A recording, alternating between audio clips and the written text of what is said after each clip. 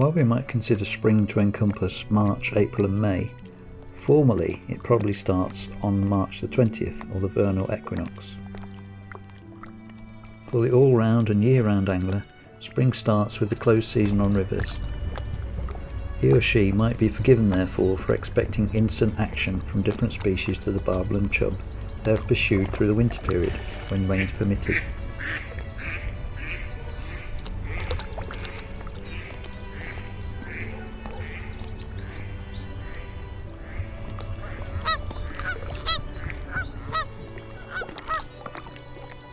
Fishing might be tough, but there is so much more to the change from flowing water to still.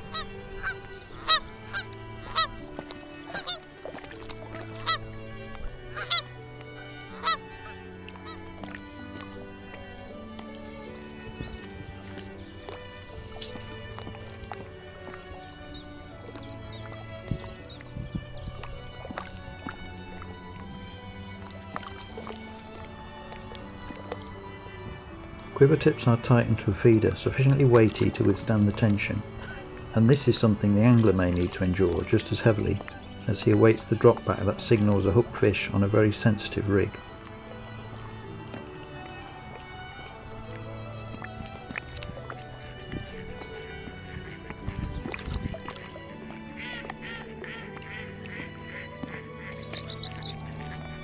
The water remains cold, and until this improves, only roach and perch are regular biters. It's not just the fishing that is challenging, but somehow a grey wagtail manages to eke out its existence foraging the chilly margins.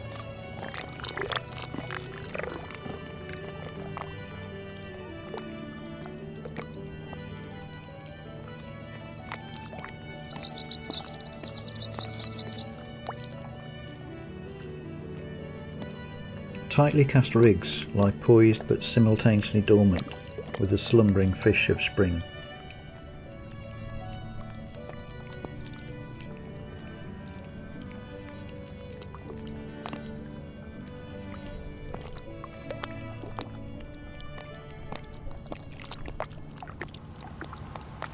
In some respects this is a new phenomenon. It's not many years ago that the close season applied to all waters, and so mustering a bite between mid-March and mid-June wasn't a consideration.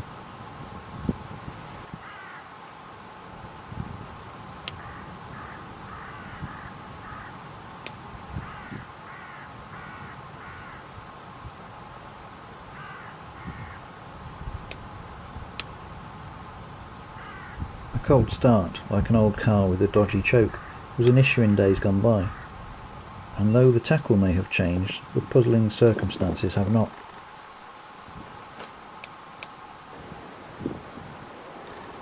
Start the search too early, and it can be a frustratingly complex conundrum best left for nature to resolve simply by waiting, or persevering as things improve.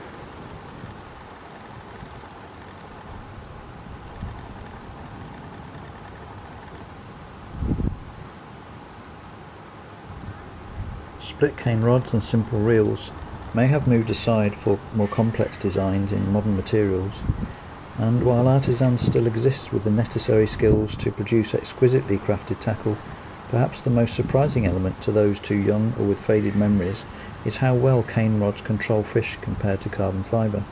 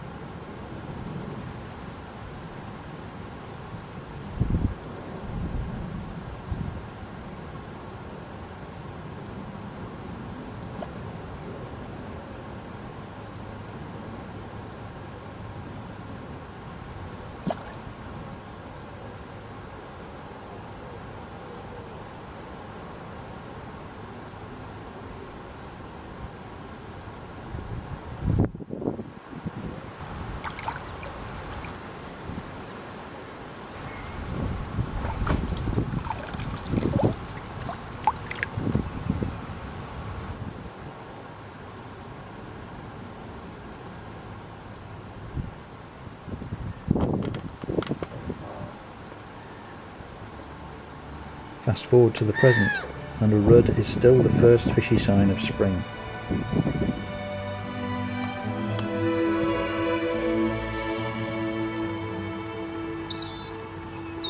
Lilies start to emerge from the dark depths of winter past, their unfurling pads striving towards the surface.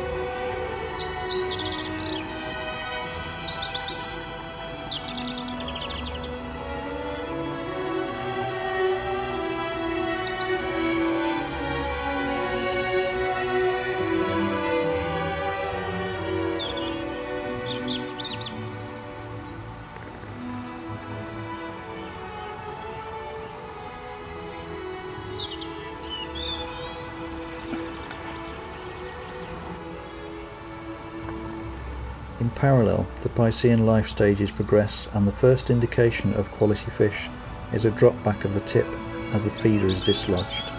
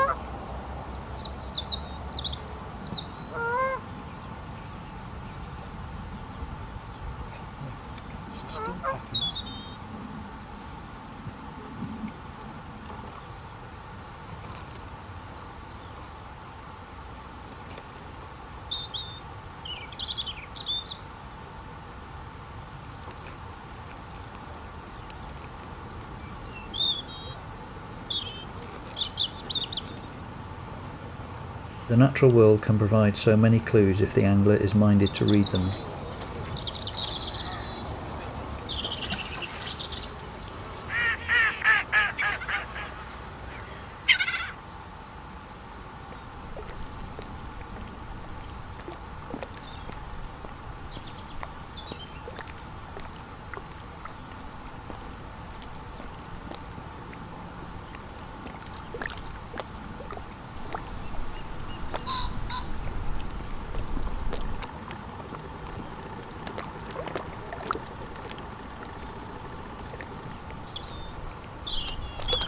Something large is stirring, perhaps the worthy springtime adversary that is sought.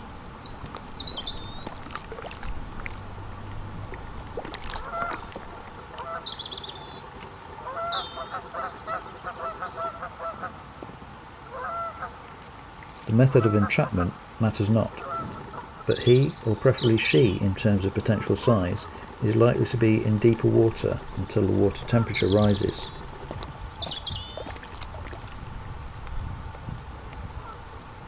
Lake bed weed can be an issue, and finding clear spots can improve chances as activity increases, as a quarry can readily cruise above the weed beds oblivious to concealed baits.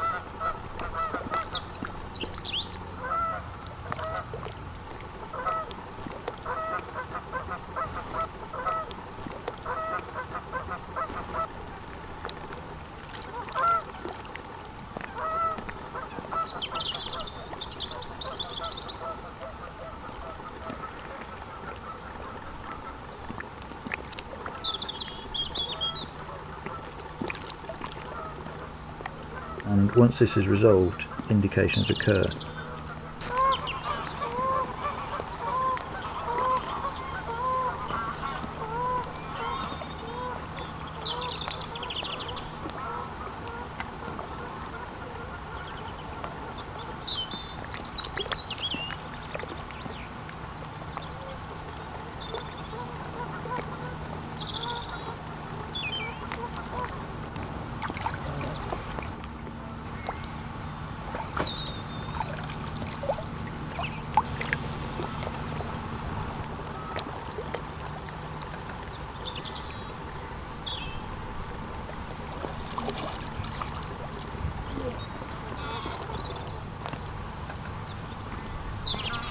The female with her small pelvic fins in early season condition.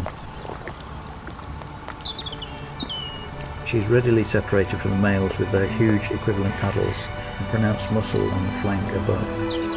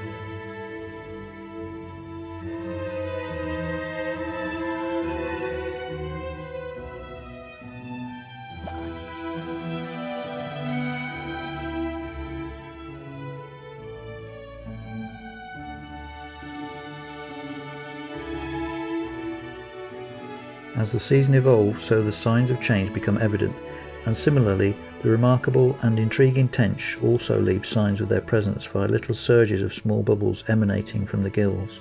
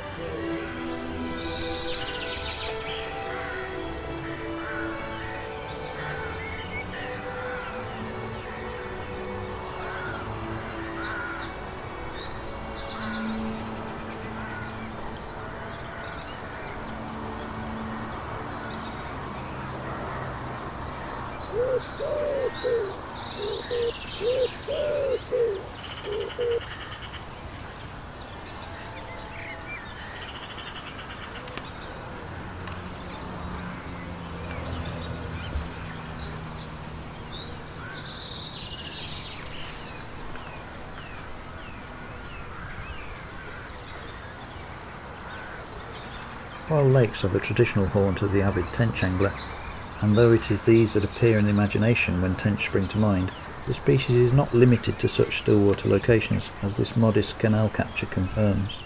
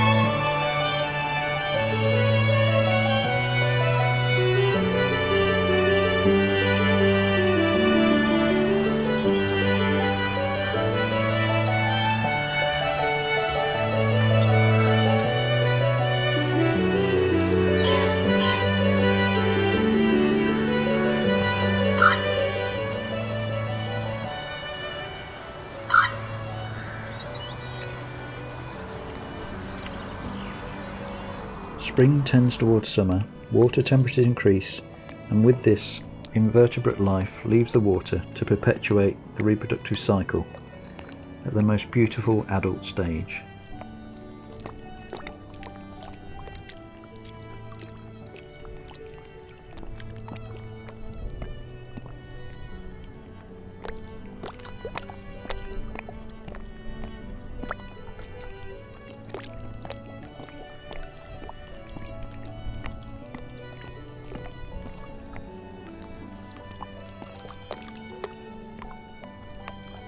By this time, the tench are in feeding mood.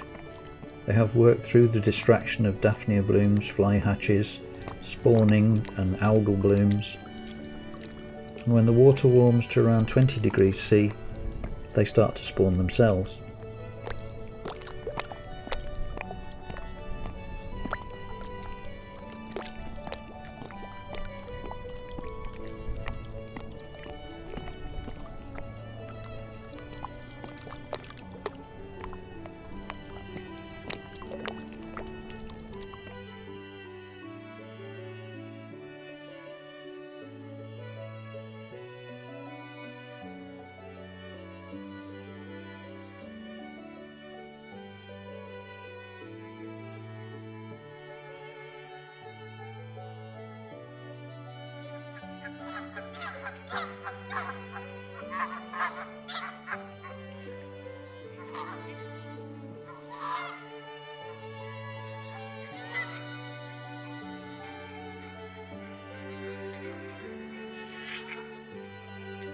But, as nothing really changes, the angler of yesteryear was no less familiar with this most iconic of spring fish than we are today.